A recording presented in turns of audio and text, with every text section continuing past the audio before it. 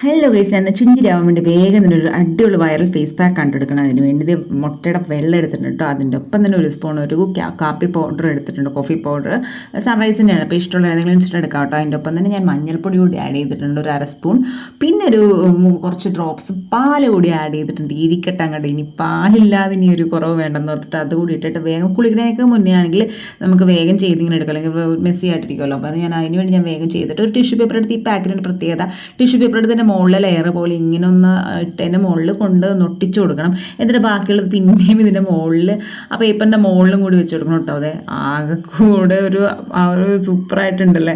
അതെ, ഭീകരമായൊരു ലുക്കിലേക്ക് നമ്മൾ എത്തോട്ടോ. പേടിക്കരുത്, ഇത് പൊളിച്ച് കഴിയുമ്പോൾ എൻ്റെ പൊന്നെ ഒന്നും പറയാനില്ല കേട്ടോ.